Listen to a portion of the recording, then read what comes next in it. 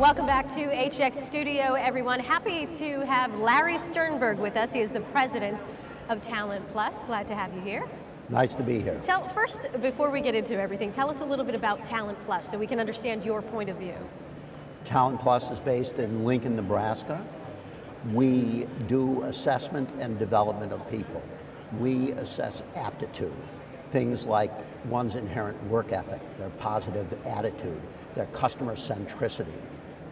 We study top performers from a given client's company, and we create a profile of their talent. And then that profile can be used for two things. One is to select people who have that potential to perform at a high level of excellence, and the other is to develop them by investing in their strengths. So do clients come to you looking for help for qualified candidates, or they come to you trying to craft a way in order for them to find a qualified candidate on their own? We are not a recruiting company. Right. So clients come to us to help them decide who they're going to hire.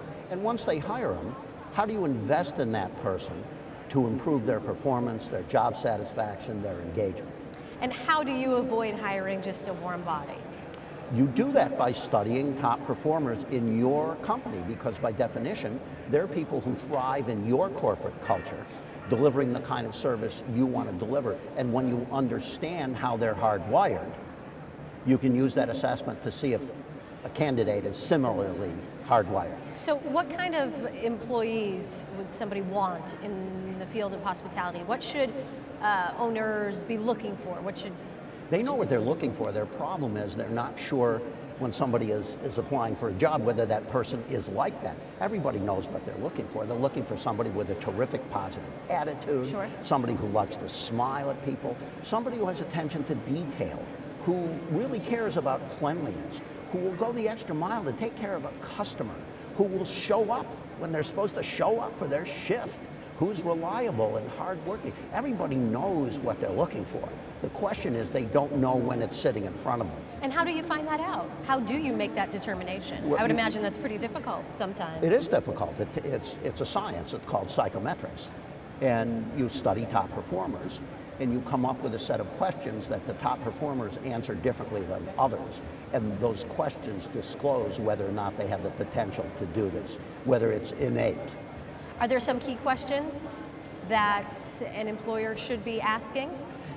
Yes, there are key questions, but you need a lot of questions because you need redundancy. The failure to answer one question in the right way is, in and of itself, not going to help you make a decision. Sure.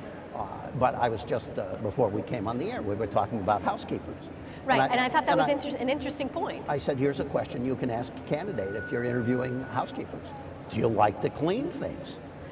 And we laughed a little bit because it seems so silly, but that's probably one of the big questions that should be asked, but that may not be asked. And so if somebody doesn't give you a good answer to that question, maybe that's not the right job for them. Right. Here's a question for a bookkeeper in your accounting department. Do you smile when you balance? And why is that important? It just tells you whether a person will get an innate satisfaction out of doing that job. Right. You didn't smile when I asked you that question. But the best bookkeepers, if you just ask them the question, they light up because it really feels good to balance if you're a bookkeeper or a cashier and you're one of the top ones. So what kind of management practices will work? The kind of management practices that work best are not the commonly accepted management practices. Like what? Like trying to correct weaknesses. Okay. Like working on somebody's weaknesses. Why doesn't that work? Because there's a difference between room for improvement and potential for improvement. Potential requires aptitude. Aptitude matters.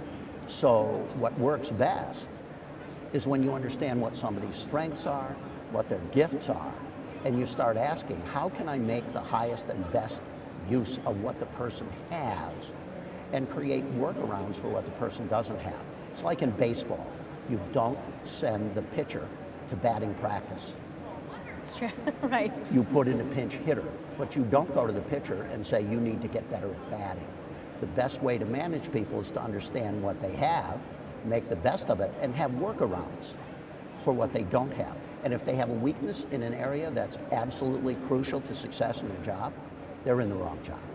So what is your advice to employers, to hoteliers? My advice to employers is get into scientific assessment.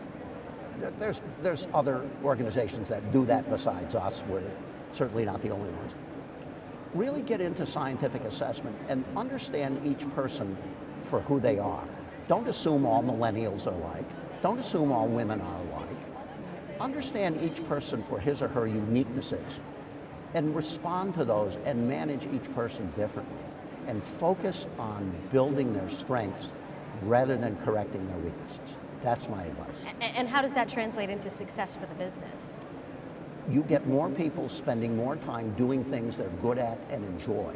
And when you do that, engagement goes up, the quality of service goes up, all your metrics move in the right direction when you have more and more people spending more and more time in that space where they're doing things that they're good at and enjoy. And if you add to that, they're doing it with people with whom they're friends, they're doing it for a supervisor who genuinely cares about them as a person, all of your metrics are going to move in the right direction.